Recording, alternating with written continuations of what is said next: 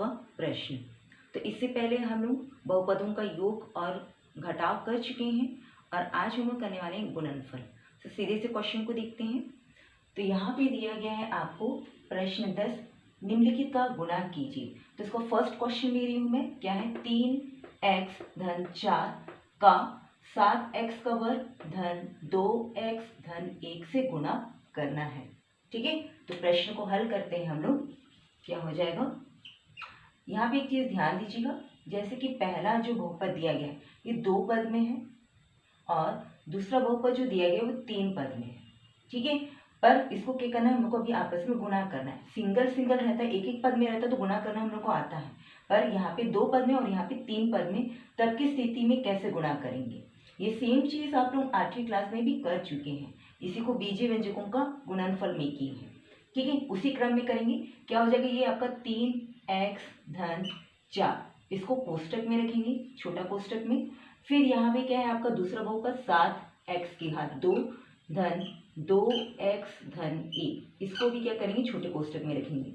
गुणा करने के लिए बोला गया है तो मध्य में गुणा चिन्ह लगा सकते हैं, पर कोष्टक का अर्थ भी वही होता है, गुणा होता है। ना भी लगाए तो कोई फर्क नहीं पड़ेगा। अब गुणा करेंगे। ये पहले बहुपद का पहला अंक क्या है 3x है, दूसरा बहुपद पूरा ले लेंगे, क्या है 7x की घात 2 धन 2x धन 1।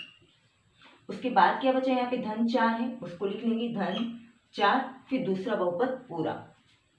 इसी क्रम में आप लोग 8वीं क्लास में प्रश्न को हल करते थे, वैसे ही कर रहे हैं, मैं डिटेल में ही बता रही हूँ। अब क्या हो जाएगा आपका, ये 3x इस पूरे के साथ गुणा होगा।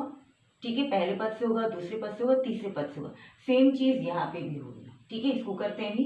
क्या हो जाएगा 3x धन धन धन हो गया, गुणित कितना हो गया ये 7x की घात 2, फिर धन धन धन हो जाएगा 3x, गुणित क्या है दूसरा पद 2x है।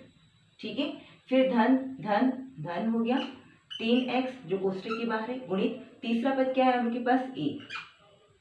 इस तरह से गुणा करना है। सेम वही यहाँ पे भी वैसा ही होगा।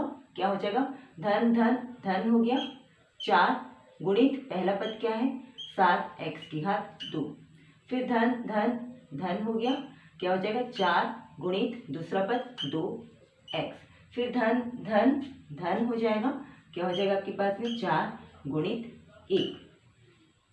तो सबसे पहले क्या हो रहा है, कोष्टक के बाहर के अंक को लिख रहे हैं, फिर पहले पद से गुणा कर रहे हैं, फिर कोष्टक के बाहर का अंक लिख रहे हैं, फिर दूसरे पद से गुणा कर रहे हैं, फिर कोष्टक के बाहर का अंक लिख रहे हैं, फिर तीसरे पद से गुणा करें।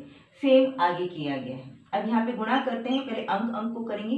3 सत्ते क्या हो जाएगा 21 हो गया, यहाँ पे x की घात 1 है और x की घात 2, तो x की घात कितनी हो जाएगी 3 हो गई। फिर धन चिन्ह 3 दूनी 6 हो गया, x की घात 2, घात जुड़ रही है यहाँ पे। फिर धन चिन्ह आ गया आपका 3 एकम 3, सिर्फ x है ऐसे ही लिख देंगे।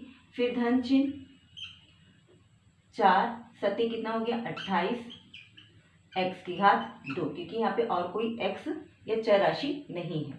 फिर यहाँ पे धन चिन्ह 4 दूनी 8, सिर्फ x है, फिर धन 4 एकम 4।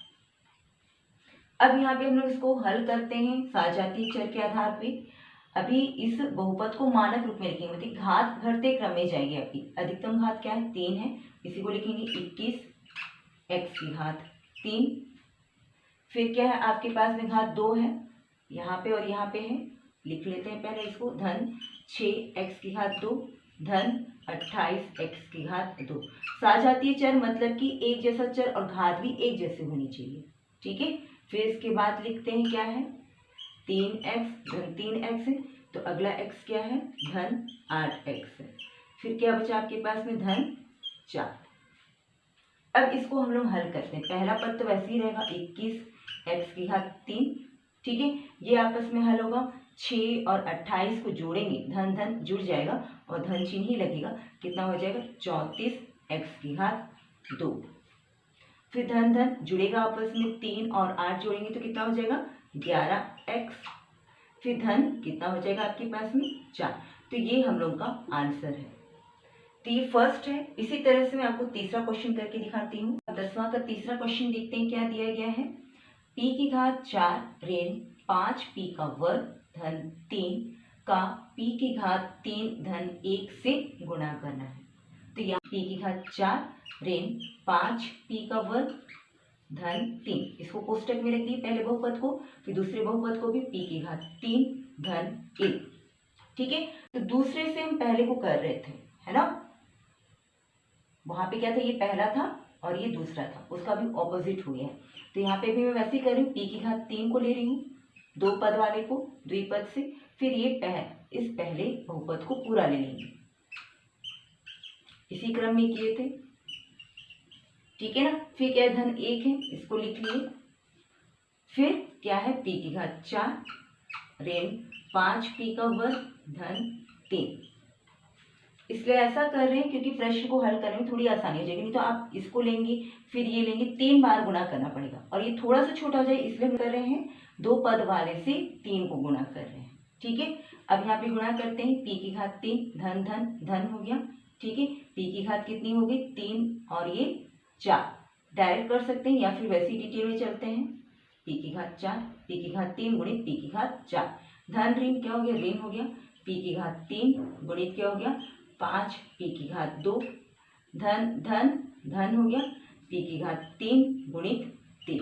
सेम वैसे ही हो रहा है, कोष्टक के बाहर को पहले लिख रहे हैं, पहला पद, कोष्टक के बाहर का, फिर दूसरा पद, फिर कोष्टक के बाहर का, फिर तीसरा पद, सेम वैसे ही जा रहा है। अब यहाँ पे देखिए धन 1 है, मतलब कि वही का वही मिलेगा, तो सेम वैसा ही लिख देते हैं। धन चिन्ह तो यहाँ पे भी चिन्ह में कोई परिवर्तन नहीं होगा। तो क्या हो गया, धन p की घात 4 ऋण 5p का वर्ग धन 3, क्योंकि 1 है इसलिए डायरेक्ट लिखा जा रहा है, कोई अंक होता तो पूरा लिखना पड़ता हमको। अब यहाँ पे इसको हल करते हैं, क्या है, p की घात 3 और 4 कितना हो गया, p की घात 7 होगी, ऋण 5 है, बस 5 को लिख लिए अंक को, फिर 3 और 2 कितना हो गया 5 हो गया, मतलब कि p की घात 5 होगी, फिर धन 3 है, 3 लिख लिए, p की घात 3, क्योंकि और कोई चर राशि नहीं है। ये तो सेम वैसे ही आ जाएगा, धन p की घात 4 ऋण 5p का वर्ग धन 3। ठीक है ना। अब सजातीय चर को हल करते हैं हम लोग। तो यहाँ पे अधिकतम घात क्या है, 7 है, इसी को लिखते हैं p की घात 7। फिर 6 देखिए नहीं दिया है, मतलब कि उसको छोड़ देंगे। फिर 5 है, उसको लिख लेते हैं ऋण 5p की घात 5। फिर 4 में जाएंगे, धन p की घात 4। फिर क्या है, 3 में आ गए, क्योंकि इससे कोई भी सजातीय चर नहीं है, हम लोग सिर्फ मानक रूप में जा रही है। 3p की घात 3, फिर ऋण 5p का वर्ग धन 3। ठीक है, यहाँ पे आपको क्लियर दिख रहा है कि यहाँ पे इसके कोई भी सजातीय चर नहीं है, पर मानक रूप में आपको इसको दर्शाना ही पड़ेगा, आप यहाँ तक नहीं छोड़ सकते इसको, इसलिए मैंने एक स्टेप और लिया और घात को घटते क्रम में लिख दिए हैं। तो ये आपका क्या है, आंसर है।